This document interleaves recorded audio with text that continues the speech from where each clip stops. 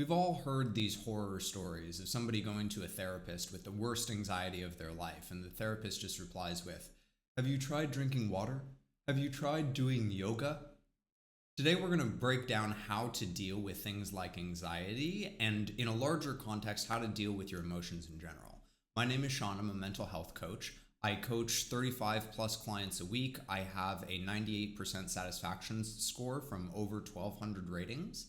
And more importantly, I very often work with people that have done things like therapy and feel really hopeless about the process, feel like they're just sort of stuck with where they're at.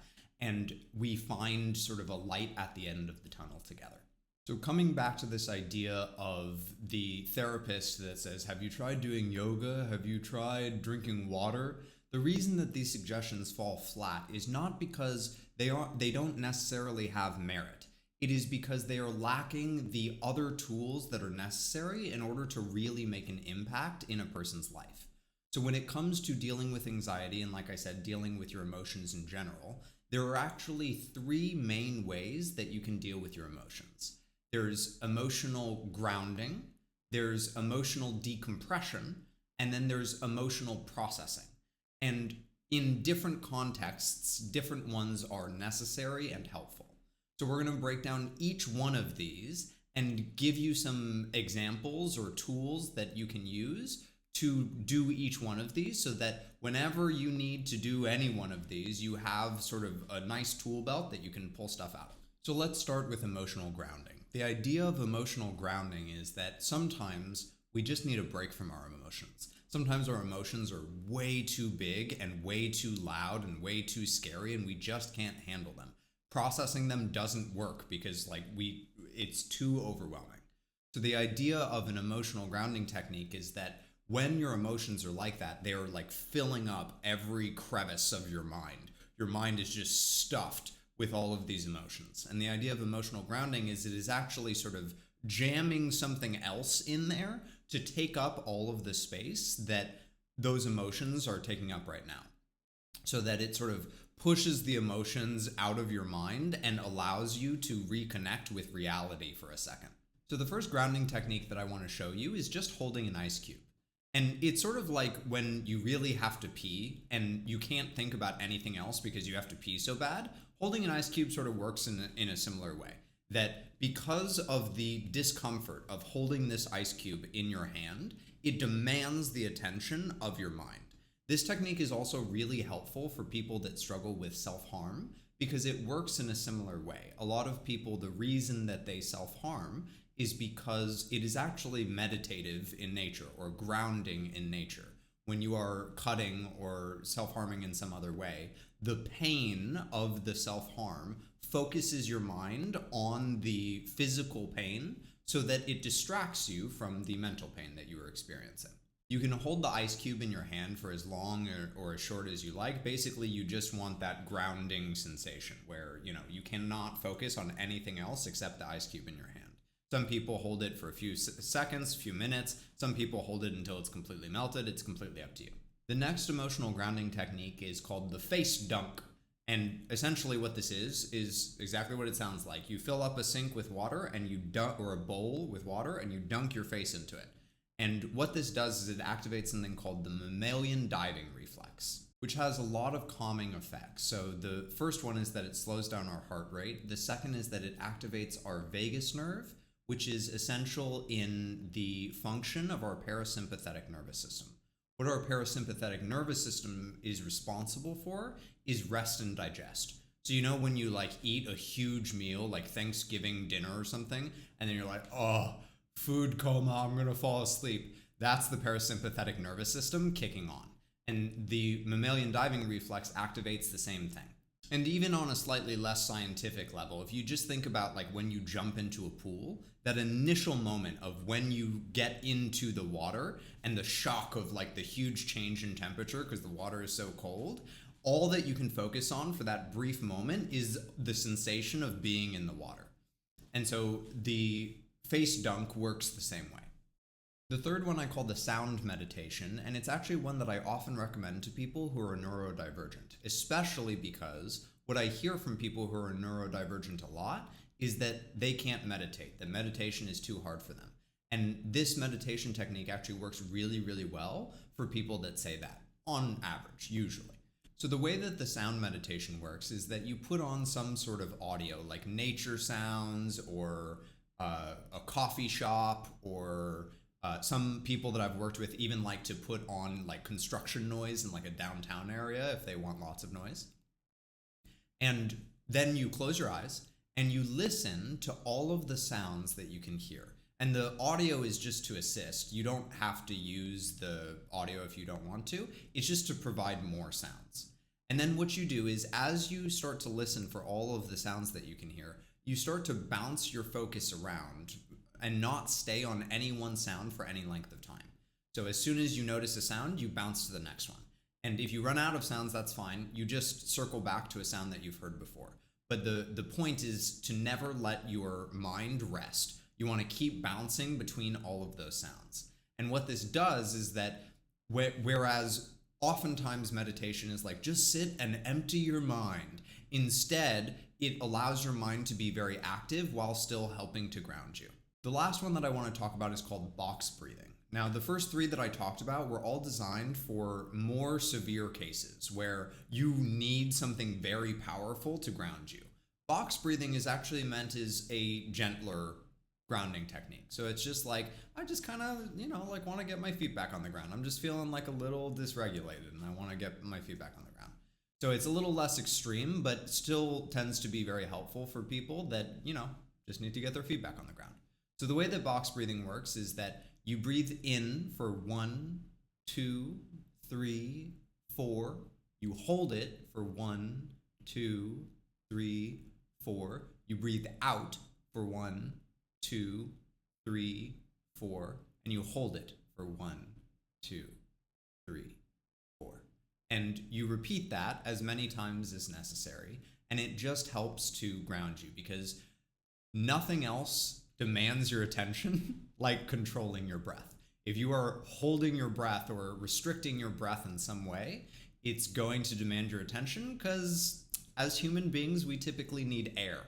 If you would prefer a more sort of guided experience of this, over on ostaracoaching.substack.com, I'll leave a link in the description, or depending on where you're watching this, whatever it is, but I'll leave a link for you. And there are guided meditations of both the holding an ice cube in your hand and then also the sound meditation over on my Substack, and you can go and check those out. The second way to deal with your emotions is emotional decompression. Now, emotional decompression is not sort of pushing emotions out of your mind like it is with emotional grounding. Instead, it's more like letting off some of the steam of your emotions. Like if you have like a pressure cooker and it's getting all pressurized in there because you have so many emotions and it's so overwhelming, it just lets out some of the steam. So the first way to emotionally decompress is actually just to exercise. And this doesn't have to be anything strenuous. It could be as simple or mundane as taking a walk. And it could be as intense as like a heavy weightlifting session. But by getting your body moving, it helps to get out all of that stopped up energy. And if you want to really take it to the next level, one thing that you can do is as you're doing whatever you're doing, whether it's walking or weightlifting, whatever it is, you focus the emotion into your movement. So let's say that you're doing like dumbbell curls. You focus, and you're feeling really angry. You focus all of your anger into each curl. And by doing that, it helps to sort of channel that anger and out into the exercise that you're doing so that you can emotionally decompress. The second tool that can really help with emotional decompression is listening to music. So just by screaming out the lyrics to your favorite angry song can really help to get some of that anger out of your system. And the same thing is true with other emotions. I'm just using anger as an example. So if you listen to a sad song when you're feeling sad, it can also help. The third one is one of my personal favorites and always makes clients sort of laugh when I talk to them about it. But it is screaming out your favorite curse word. So basically the way that you do this is you go to a secluded area where you're not going to bother anyone, and you take a deep breath in, and as you breathe in, you gather up all of the negative feelings that you're feeling. And then as you exhale, you scream out your favorite curse word and you channel all of those negative emotions into the favorite curse word. And it just feels like a huge release in the moment. It feels really, really good. The final one is hitting something. So this is, punching your pillow, the equivalent of that. And again, it's just about letting that energy flow out of your body. Emotions have an energy to them, and by getting your body moving or doing something like singing or any of these emotional decompression techniques, it just helps that energy to flow out. And finally, maybe the most challenging of the three is emotional processing. The reason that a lot of suggestions, like the ones that I've talked about actually, fall flat for a lot of people is because they lack the addition of emotional processing. Basically, as we go throughout our life, sometimes things happen to us that cause all sorts of emotions to activate. But as we're just trying to live life, we don't have time or we don't have the tools to be able to process those emotions in the moment. And so the idea of emotional processing is actually going back and giving those emotions the chance to be heard and understood and sort of say what they needed to say.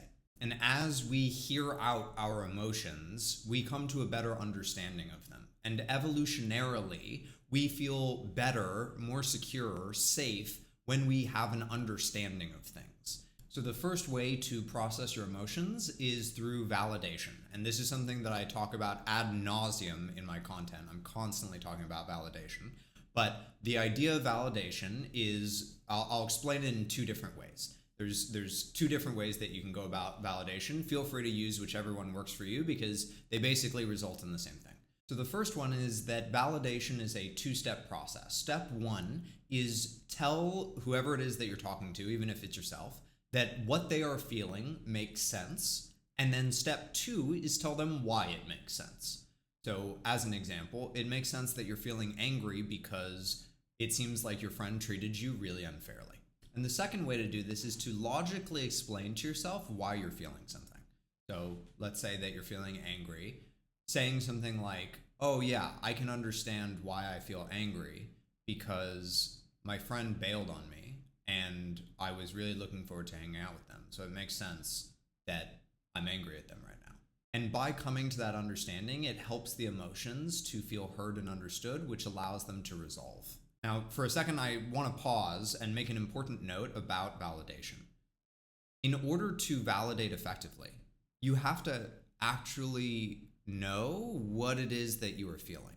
And so if you are somebody that constantly says, oh, I'm just so anxious, or oh, I'm just so stressed, those are umbrella terms that do not describe a specific emotion. They are words that we use when we don't really know what we're feeling. We just know we're feeling bad. So we say, I'm anxious or I'm stressed. And so when you feel that way, it's really important to first ask yourself questions, which actually leads perfectly into one of our emotional processing techniques, which is answering your own questions. So for instance, if you start to feel really anxious or stressed, then a good question to ask yourself is, what is it that I'm anxious or stressed about? And coming to an understanding of that. And once you come to an understanding of that, then you can get more specific with what it is that you are feeling. So if you are anxious because you're about to go visit your parents, and then as you ask yourself, why is it that I'm anxious about going to visit my parents? And the answer that you get is like, well, because I'm afraid that, my parents are going to start arguing and it's going to make it super uncomfortable. It's like, oh, okay. So you're afraid that your parents are going to get in a fight and that it's going to be an uncomfortable environment to be in. Then that is something that you can validate because it's like, yeah, it makes sense that you're afraid because it's really, really an uncomfortable experience, a triggering experience even if like your parents fought when you were a kid. It's a really triggering experience when your parents fight. Like you don't want to be around that. It makes sense. And that you can validate. The third emotional processing technique is journaling. And this is a really common suggestion, but there's one thing that people often miss when they journal, which is going back and reading what they wrote. And the reason that that is so important is because if you just journal, if you just write, and you don't go back and read it later, then it's more like venting. It's more like emotional decompression, where you are just getting everything out of your system. So journaling could be seen as an emotional decompression technique. But if you then go back and read it afterwards, it's like you are your own therapist or your own coach or however you want to put it, where you get to see it from an external perspective. And from there, you can come to a better understanding of it. That it's like, oh yeah, okay, I see why I was feeling this way. Here's sort of, like how I was thinking. Here's sort of how I can reframe that, all that good stuff. And the final emotional processing technique is me selling out, which is coaching. Or any sort of mental health help. So whether it's therapy, coaching, whatever, having external perspective, I personally believe is invaluable, because I think that we all have blind spots. And so having somebody there to help see things from a different perspective and to validate your emotions, because it's way easier for somebody else to validate you than for you to validate yourself, it can be such a huge help. And it doesn't have to be with me, it can be with anyone. Okay, so now that we've talked about all that stuff, question for you. Was this helpful for you? Was it not helpful for you? Did you like this? Did you hate it? I would love to know. And in order to let me know, there is a linked survey in the description or whatever. And if you click that, not only can you let me know like, hey, this was really helpful for me, here's what was helpful for me about it, but you can also let me know what you would like to see in the future. So I'd really, really appreciate it if you would take that survey. The other thing is that if you are trying to emotionally process and you are struggling with validating yourself, you're feeling like, I'm saying these words to myself, but they're not really landing, then there is a video that will either pop up on the screen or that I will link in the description, depending on where you're watching this, that will walk you through a different trick of how to validate yourself, how to sort of trick your mind into thinking that you're validating somebody else or that somebody else is validating you. So if you want, check that out, and I hope that this has been helpful, and have a great day. Bye!